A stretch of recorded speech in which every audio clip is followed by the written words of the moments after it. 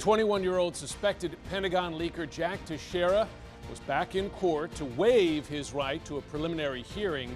Meanwhile, inside the Pentagon, the Air Force unit where he was assigned has now been stripped of the intelligence duties it had as an internal probe ramps up.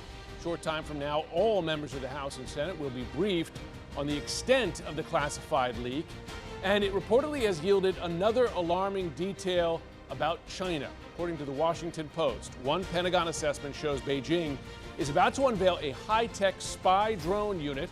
Have a look at that right there. That would give its surveillance program potentially a significant boost. CNN's Oren Lieberman, he's at the Pentagon. Oren, as we know, Pentagon's still trying to come to terms with the extent of this on a whole host of national security threats. Tell us what specifically we're learning about this spy drone. Jim, we have seen this supersonic spy drone before in the image we just saw right there, the WZ-8 spy drone.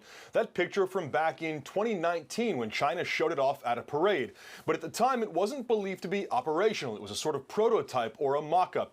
But according to the Washington Post, in these leaked documents we're seeing come from the Pentagon, documents that CNN has not been able to obtain or verify, that program has come a long way. This WZ-8 surveillance spy drone, part of what the U.S. believes is part of a Chinese surveillance drone unit that's based inland from Shanghai. Take a look at the capabilities of this drone. It travels at Mach 3+, or more than 3 times the speed of sound, at an altitude of 100,000 feet, so far higher than commercial aircraft.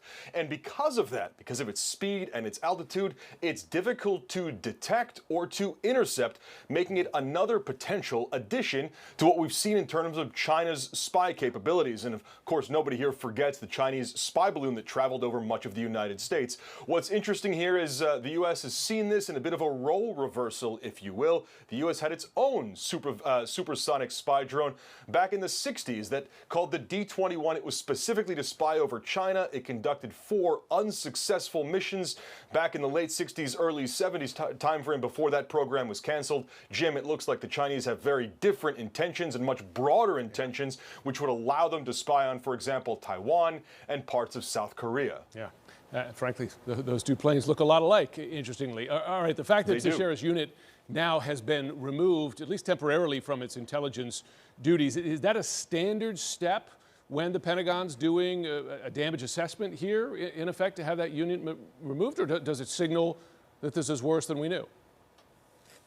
Well, it certainly signals that the Air Force is taking this very seriously. Secretary of the Air Force Frank Kendall removing the 102nd Intelligence Wing's mission from them. They will no longer, at least temporarily, collect and put together data for combatant commanders and other senior leaders. Other wings will do that as the Air Force investigates other steps the Air Force is taking. Take a look at this list. Within the next 30 days, all of the Air Force will do a stand-down, or essentially a review of security procedures and how to handle classified documents. They'll also reassess security procedures around classified documents and the handling of sensitive information. Finally, everyone who has access to this will be validated for their need-to-know basis. Jim. Oren Lieberman, good to have you at the Pentagon. As I mentioned a short time ago, every member of Congress will be briefed on the Pentagon leak this afternoon. CNN's Mano Raju is on Capitol Hill. Mano, of course, so this is not the committee that is cleared for this level of intelligence, a bit broader, probably a bit more of a general briefing on the extent. But what are you hearing from lawmakers in advance of this briefing?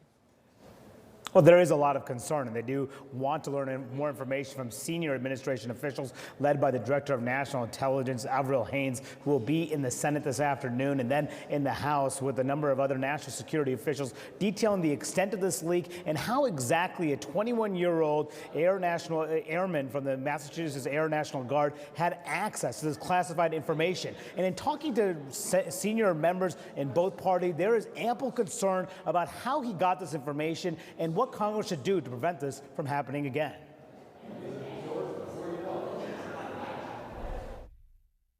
To me, the classification of the documents ought to be reserved for the very most exceptional national security risks, and not as broadly as it is now. But as we've seen with classified materials being at President Trump's home, at President Pence's office, and at President Biden's residence, people are not taking care of classified materials the way they should. And how in the heck was there not some system in place that said, if this guy was copying this many documents, why wasn't there an alarm going off, especially with the security classification? And that second senator there was Senator Mark Warner, who chairs the Senate Intelligence Committee, who also indicated that he is still pushing to get all the access to the classified records that were at the homes of Joe Biden and Donald Trump and Mike Pence. He's expecting another tranche of documents as soon as today, as Congress grapples with this issue. Why all these classified documents appear to be leaking, appear to be in the wrong places, including this major leak that happened, and deciding what they need to do next. Yeah. And Senator Warner asked such a key question there, which is why no tracking of this? Because the guy was printing it out and then sharing it. Mano Rajo on the Hill.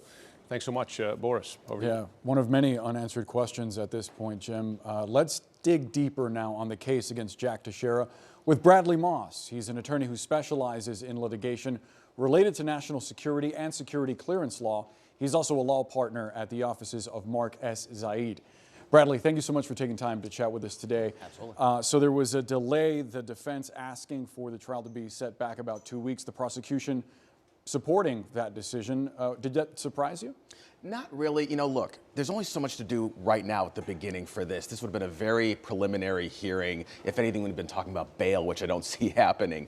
He has got a public defender. What they are most likely doing, given the evidence we've seen, both in the indictment and the media reporting, they're likely talking about a plea deal. They're trying to see if there's a viable path to negotiate something by which this guy gets maybe 10 to 12 years in prison, outlines the entirety of what he did so the government, from an intelligence standpoint, can make sure to close up any gaps in its systems and that he can go forward with his life once he gets out. Because it's hard to imagine what a defense might look like, right? Because the evidence there's a clear trail back to him. Yeah, the evidence, I mean, the defense is simply going to be poking holes in the government's case if this went to trial, because it would be the government's burden, obviously, to demonstrate beyond a reasonable doubt that he had in fact done this, that he had the access, that he took the documents, that he posted it on Discord. They likely could do so, but it would be a little complicated for them because there'd be issues of classified access. There's a statute called the Classified Information Procedures Act that would come into play.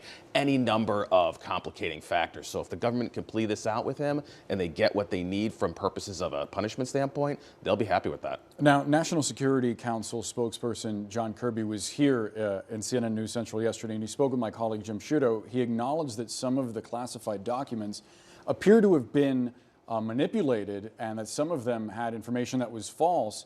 Could that lessen the severity of the charges that Teixeira is facing? It won't lessen the severity, but it's a reason for him to look into a plea deal, because if he can then debrief the government on all the documents he knows he took, and they can start to track down which ones were authentic that are out there that are being viewed all over the media and which ones were manipulated, they can clarify for their own damage assessment what actually got leaked out, where did we have holes in our security protocols, and what is the extent of the damage to U.S. national security. I'm curious about something that Orrin talked about, and that is that his unit was essentially stripped of its intelligence mission. Does that imply to you that other people may be facing potential charges, perhaps supervisors in an oversight role that kind of let him get away with this? Well, I think at a minimum that was a required, short-term thing. You had this massive breach, huge breakdown of security protocols. They had to stop at everything there to start doing an initial review.